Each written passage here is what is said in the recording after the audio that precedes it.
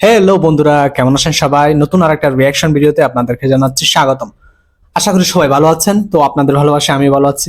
আজকে একটা ভিডিও দেখবো। ভিডিওটি টাইটেলটা হচ্ছে ভারত বাংলাদেশের সার্জিক্যাল স্ট্রাইক চালাবে অন্তর্বর্তীকালীন সরকার। তো যে পরিস্থিতি চলতেছে, এই সমস্ত বিষয়গুলো নিয়েই মানুষ এখন চিন্তা ভাবনা করতেছে। তো আজকে এই ভিডিওটি দেখে একটু ক্লিয়ার হব বিষয়টি কি, এই ধরনের সার্জিক্যাল স্ট্রাইকের কতটুকু সম্ভাবনা আছে আর এর সত্যতা কতটুকু, সে বিষয়গুলো আজকে এই ভিডিওতে দেখবো আর জানবো সার্জিক্যাল স্ট্রাইক জিনিসটা কি আসলে।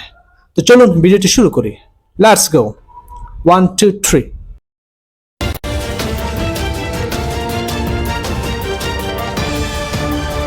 BNA news. সার্জিক্যাল অপারেশন তারা করবে, তো ওরা কি মনে করে আমাদেরকে?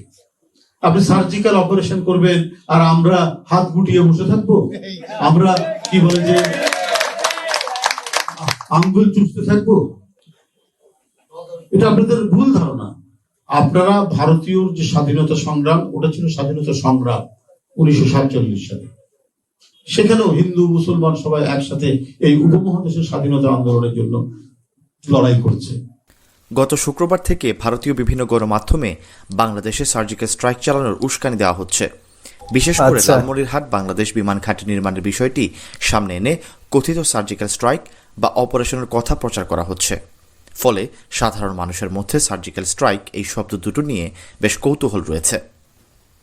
সামরিক পরিভাষায় সার্জিক্যাল স্ট্রাইক কোন যুদ্ধ নয়।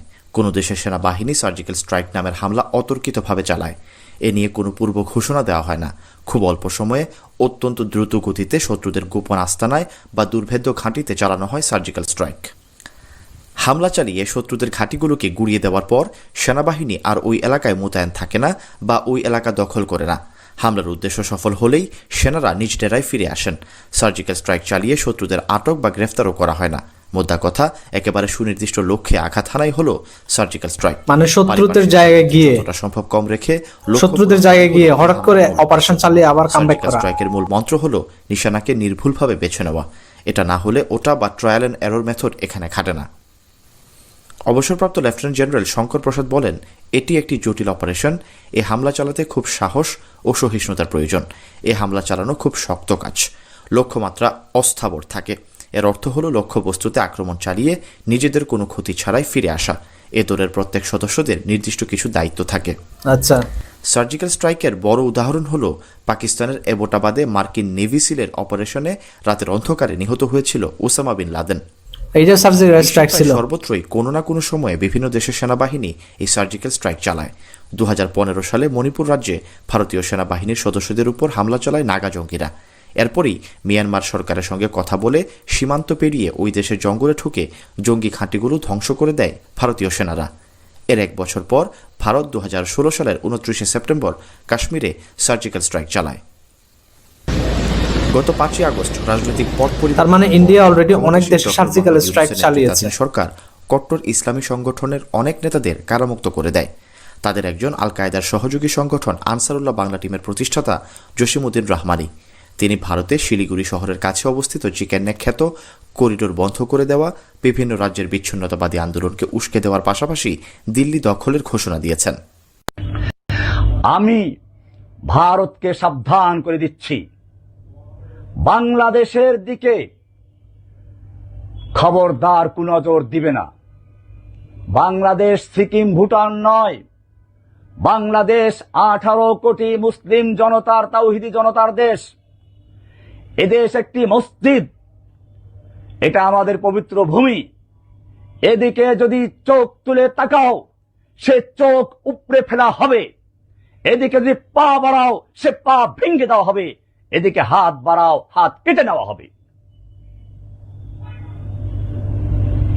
যদি বাংলাদেশের দিকে এক পা বাড়াও, আমরা 7 সিস্টারকে বলে দেব, চায়নাকে বলে দেব, চিকেন নেক বন্ধ করে দাও। 7 সিস্টারকে স্বাধীনতার আন্দোলনে ঝাঁপিয়ে পড়তে বলো। কাশ্মীরকে বলবো, তোমরা স্বাধীনতার জন্য তৈরি হও। पाकिस्तान अफगानिस्तान से मैं कहता हूं कि तुम कश्मीर के साथ मदद करो, कश्मीर के आजादी के लिए काम करो। আমরা পশ্চিমবঙ্গের মমতা ব্যানার্জিকে বলবো, আপনি বাংলাকে মোদির রাজত্বের থেকে মুক্ত করে স্বাধীনতা ঘোষণা করুন। এভাবে ভারতের প্রত্যেকটা প্রদেশ, খালিস্তিনি সেই শিখদেরকে বলবো, তোমাদের সময় এসেছে, এখনই তোমরা স্বাধীনতার ডাক দাও।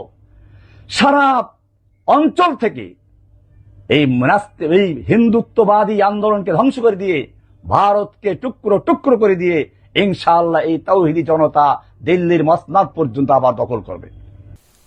ভারত এই ধরনের হুমকিকে ডক্টর ইউনূসের নেতৃত্বাধীন অন্তর্বর্তীকালীন সরকারের নীতির প্রতিধ্বনি বলে মনে করছে।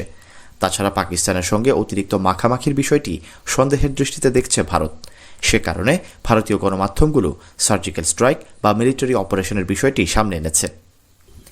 এদিকে বাংলাদেশ ভারতের কূটনৈতিক সম্পর্কের তিক্ততার বিষয়টি উঠে এসেছে পররাষ্ট্র উপদেষ্টা তৌহিদ হোসেনের বক্তব্যে। শনিবার রাজধানীর নর্থ সাউথ ইউনিভার্সিটির south Asia institute of policy and governance এবং রাষ্ট্রবিজ্ঞান ও সমাজবিজ্ঞান বিভাগের যৌথভাবে আয়োজিত বাংলাদেশ ভারত সম্পর্ক, প্রত্যাশা, প্রতিবন্ধকতা এবং ভবিষ্যৎ শীর্ষক ওই গোলটেবিল বৈঠকে দুই দেশের সম্পর্কের সাম্প্রতিক তিক্ততার জন্য ভারতের গণমাধ্যমের ভূমিকার সমালোচনা করে তৌহিদ হোসেন বলেন, ভারতের মিডিয়া হঠাৎ করে একেবারে যেন ভয়ঙ্করভাবে লেগে পড়ল আমাদের বিরুদ্ধে। আমি এটা স্পষ্টভাবে এবং খোলাখুলিভাবে বলেছি, বিভিন্ন বিবৃতিতে সেটা উল্লেখ করেছি। ভারতের মিডিয়া যে ভূমিকা নিয়েছে সেটা কোনো অবস্থাতেই দুটি দেশের মধ্যে স্বাভাবিক সম্পর্ক প্রতিষ্ঠার জন্য সহায়ক নয়। গ্লোবাল ফায়ারের 2024 সালের নভেম্বরের তথ্যানুসারে বিশ্বের সামরিক শক্তির বিচারে 145 দেশের মধ্যে ভারতের অবস্থান চতুর্থ। অন্যদিকে বাংলাদেশের অবস্থান 37তম। অনেক ডিফারেন্ট। ভারতের সঙ্গে যুদ্ধের কথা বলেন, যা হাস্যকর। ভারতের হাতে রয়েছে 110 থেকে 120টি পরমাণু বোমা, সক্রিয় সৈন্য সংখ্যা 21,40,000, রিজার্ভে রয়েছে 11,55,000 সৈন্য। এছাড়াও যুদ্ধকালীন পরিস্থিতিতে মিলবে 31 কোটি সেনা।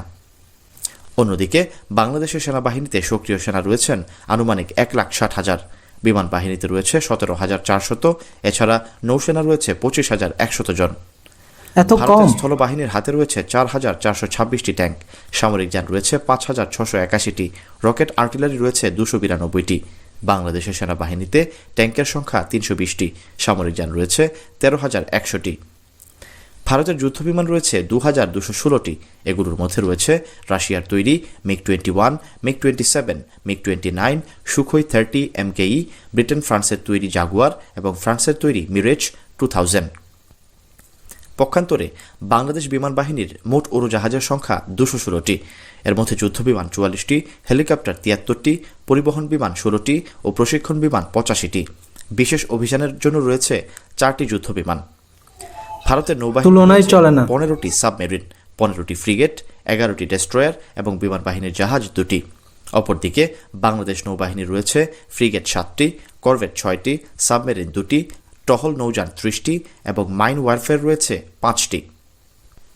রাজনৈতিক ও সামরিক বিশ্লেষকরা বলেছেন, বাংলাদেশে সার্জিক্যাল স্ট্রাইক বা মিলিটারি অপারেশন অতীতেও হয়নি, তবে ভবিষ্যতে হবে না এমন সম্ভাবনাকে নাকচ করা যায় না।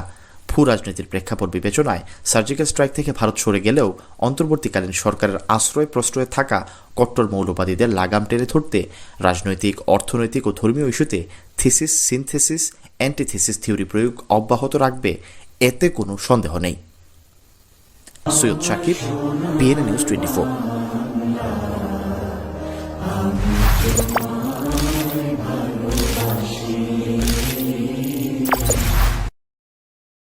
দুইটা দেশের মিলিটারি কম্পারিজন যেটা দেখলাম, এটা আসলে তুলনায় চলে না বাংলাদেশের সাথে ভারতের। তো হোয়াট এভার, এখানে মূল বিষয়টা হচ্ছে সার্জিক্যাল স্ট্রাইক। আসলে ইন্ডিয়া কিন্তু ইতিমধ্যে অনেক দেশে সার্জিক্যাল স্ট্রাইক চালিয়েছে, এখানে উল্লেখও করেছেন উনি, যেমন পাকিস্তানে, আবার মায়ানমারেও। মানে এটার কোনো নিশ্চয়তা নাই যে সার্জিক্যাল স্ট্রাইক হবে না বাংলাদেশের ভিতরে। তো এই ধরনের যে ঘটনা যদি ঘটে, অবশ্যই এটা দুইটা দেশের মধ্যে সম্পর্কে অনেক বড় ধরনের একটা চেঞ্জ নিয়ে আসবে। ইতিমধ্যে সম্পর্ক কিন্তু অনেক খারাপের দিকে চলে গেছে। তো এই মুহূর্তে এই ধরনের সার্জিক্যাল স্ট্রাইকের খবর আসলে এটা উড়িয়েও দেওয়া যায় না, আবার নির্দিষ্ট করে বলাও যায় না। তো এই সমস্ত বিষয়গুলো নিয়ে আসলে মানুষের মনে এখন অনেক ধরনের প্রশ্ন জাগতেছে, কোন দিকে যাচ্ছে অবস্থা, কি হবে ভবিষ্যতে। তো বন্ধুরা, আপনারা কি মনে করেন যে এই যে সার্জিক্যাল স্ট্রাইকের বিষয়টা কি আসলে কতটুকু সত্য, কিংবা সার্জিক্যাল স্ট্রাইক যদি হয় তাহলে কোন ধরনের একটা রেজাল্ট আসবে এই ধরনের ঘটনা থেকে? প্লিজ কমেন্ট সেকশনে জানাবেন। তো ভিডিওটি আমি এখানে শেষ করছি, আজকে এ পর্যন্তই। দেখা হবে নতুন কোনো একটা ভিডিওতে। আর কোনো ভিডিওর উপরে যদি রিয়াকশন দেখতে চান তাইলে সাজেস্ট করবেন। তো ভালো থাকবেন সবাই, সি ইউ।